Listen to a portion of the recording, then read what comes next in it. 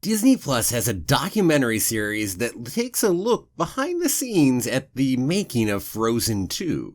Today, I'm going to be taking a look at the second episode as Frozen 2 gets closer to its world premiere. Stick with me, and I'm going to break it down after the intro.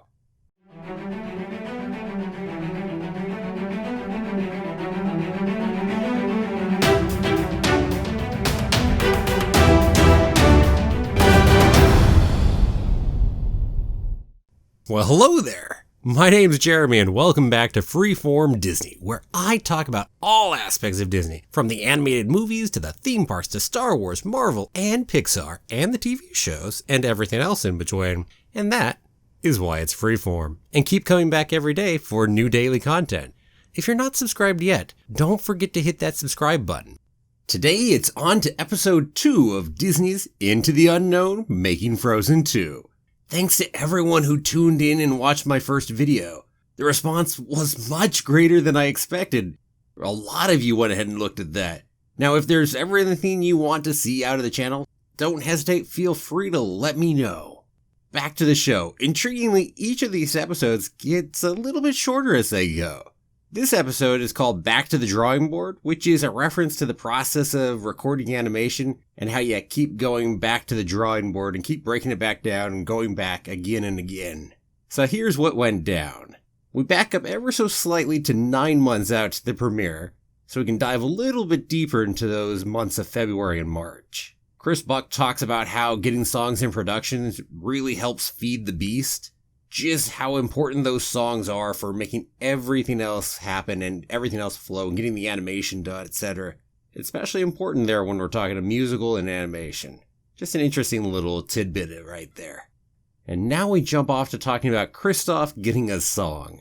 Now, while Jonathan Groff feels, yeah, he did get a song in the first one, he feels Reindeer Are Better Than People really was one. And hey, it was, although super short. But Bobby and Anderson-Lopez really felt bad about just how little he got in the first one, so they really wanted to get him one. And if you've listened to the full album, the Nice Deluxe one with all the deleted tracks on there, you'll probably have heard Get This Right. They reference it here and show a couple of the pieces of storyboarding for it. They don't really talk about why it fell through, though, and I was kind of hoping to have heard that. My assumption is pacing. Putting Get This Right way late in the movie like that in the epilogue portion probably just didn't work very well for it. That's my guess, but not sure. And then we move on to good old Lost in the Woods, the 80s power ballad that the two of them always wished they could write. And, well, hey, now they have, right? Not being deeply enough into music to know these kind of things, I thought it was intriguing to hear how every different section within the song is written in a different key, which helps make the song go deeper and deeper as to how the feel of it goes. Which is true of 80s power ballads, too. Just interesting the way you can manipulate people through music. Music is so powerful in what it can do. And the people that understand how to do it, I mean, sorcerers with music right there, and our emotions. After that, we moved over to some recording, and we got to see Kristen Bell come in. Didn't get to watch Josh Gad do his recording because he was coming in afterward. But we got to see him a little bit in the episode as well. And Kristen Bell's description of how that recording process really works right there in animation, that's just intriguing. I guess I've never really thought about it or read too much about how that process works. I'm used to processes through theater or film or television, although not animation as much. And the talk being that in animation, you write the script, you record it, then it goes back to the drawing board, it changes dramatically, then you come back in, record it again and again, etc. So essentially, it changes a lot over the course of the years.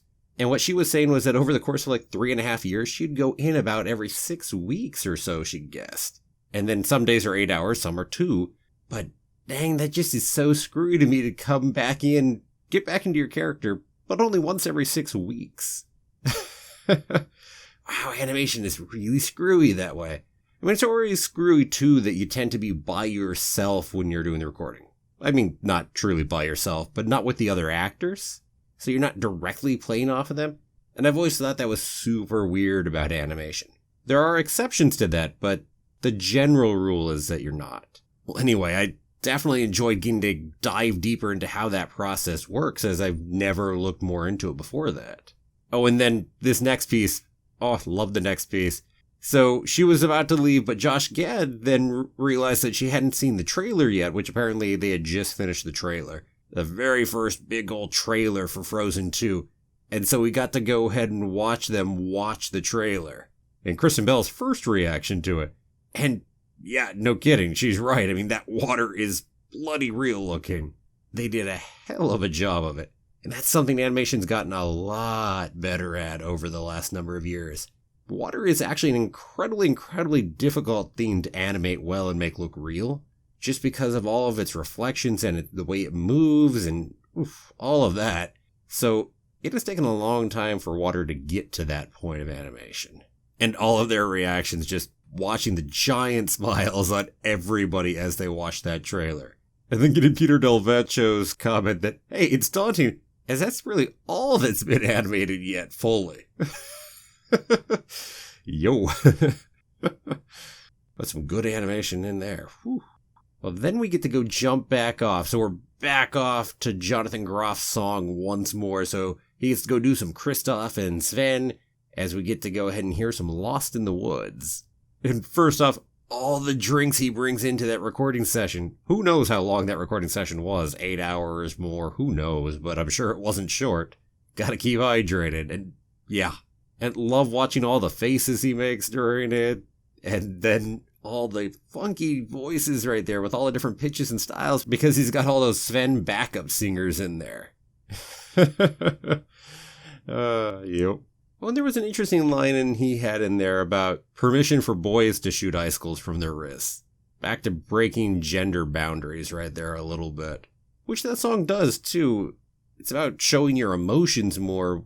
The kind of thing that is stereotypically not something males do. Not the greatest gender role right there.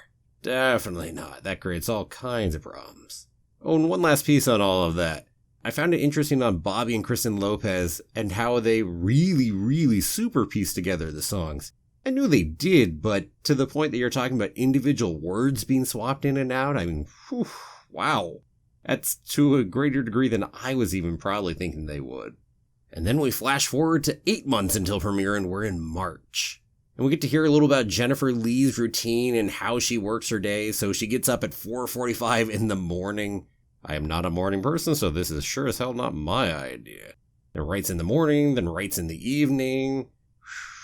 And then on the weekends does these giant 5 a.m. to 1 p.m. marathons and does that for months. And juggling all of that with having a family at the same time too, and your kid. Yeah. Whoa.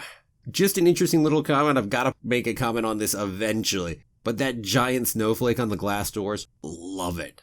Love it, love it. That is just too cool. Good old Elsa's Ice Palace right there. I would love to have a set of glass doors with a snowflake like that on them.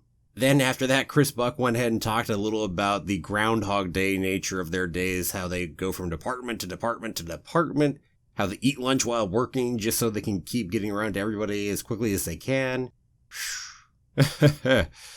Yeah.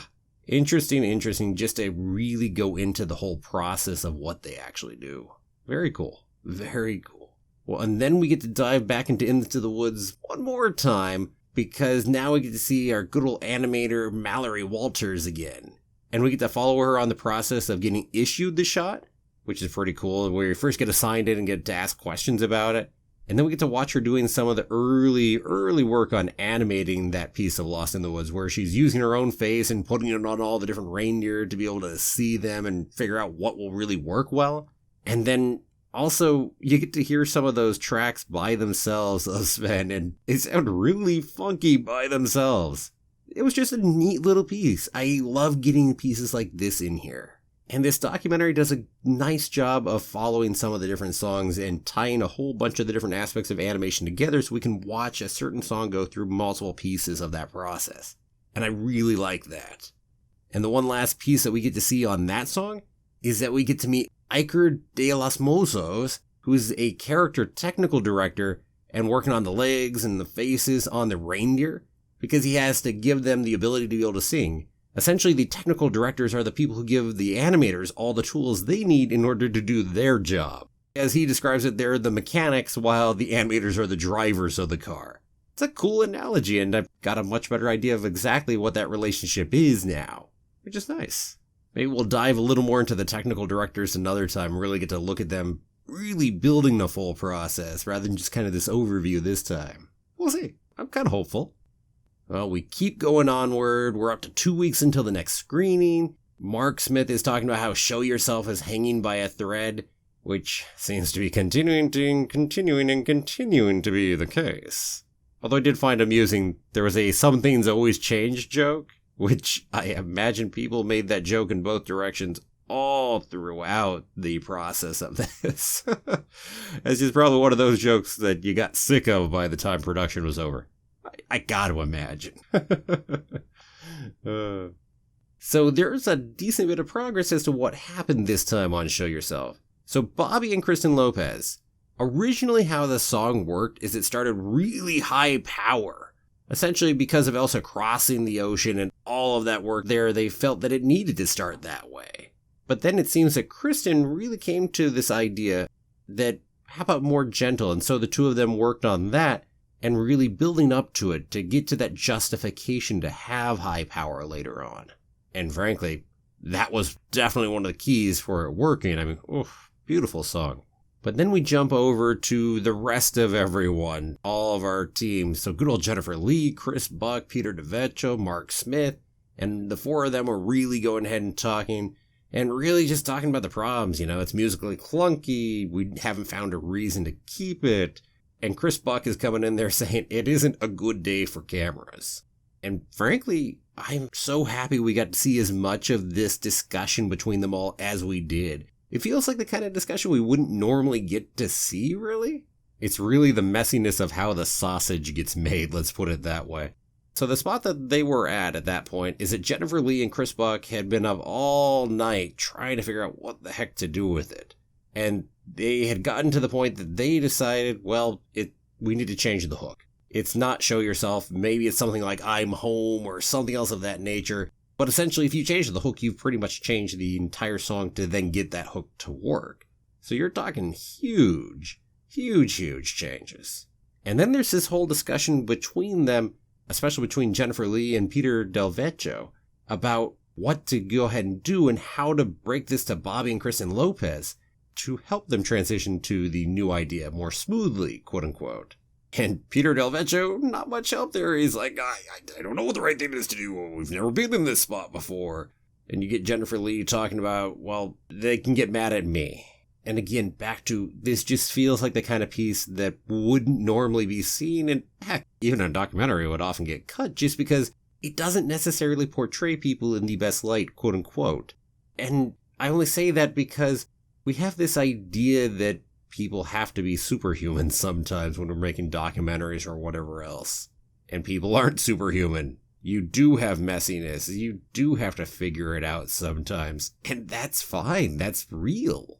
And so I love seeing that in there. Heck, I would have loved seeing even more of it, frankly. But yeah, thank you for putting that in the documentary.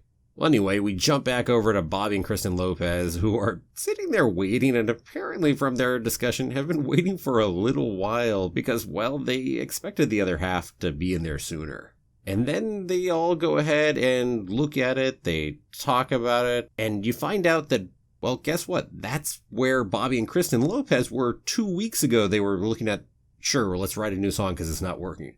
But since then, they actually shifted to a new tact at that point, which we've talked about a little bit here. And Bobby's comment that anything that's like I'm home or I'm arriving feeling really like let it go, that's interesting. That's interesting right there. And who doesn't love Kristen Lopez's line about, but if it doesn't work and we just write a boring song like I Am Home, then it won't. And then everyone laughing on the other end. Yeah. Definitely speaking her mind right there. And Jennifer Lee talked about how she and Bobby and Kristen Lopez really have that interaction between each other, and they're not afraid to really tell each other just bluntly what they think, and that they will listen to each other on that. And that's a good relationship to have, that's for sure. Oh, and just one quick comment about the way Kristen Lopez sighed afterward. It just gave me a heck of a kick, so I got to comment on it. It was something like that. And just the little, voice background piece from Show Yourself, which is probably where she was had it in her head stuck from there. Or, of course, earlier from Into the Unknown. It just amused me right there.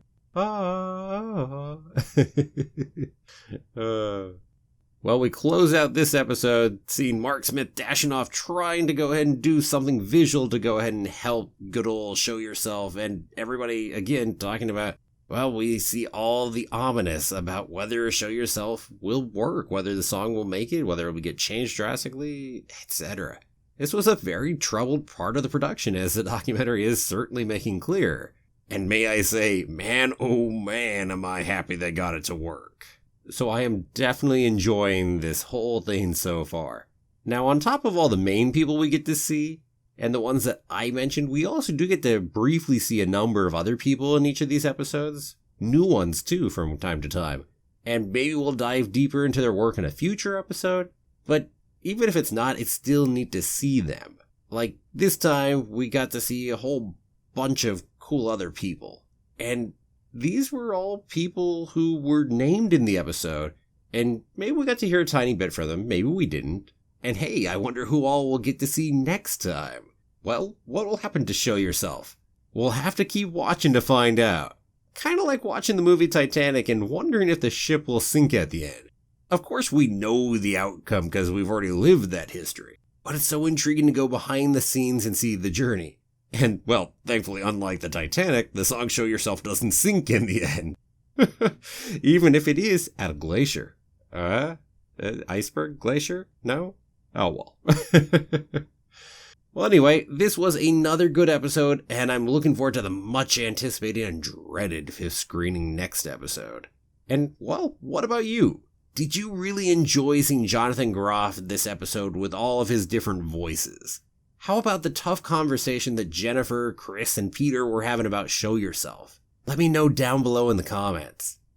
And thanks for watching. If you liked the video, please give it a like, share with anyone you think will too, and don't forget to subscribe if you haven't already. I'll see you back here tomorrow for another new episode of Freeform Disney. Have a magical day, and may the Force be with you always.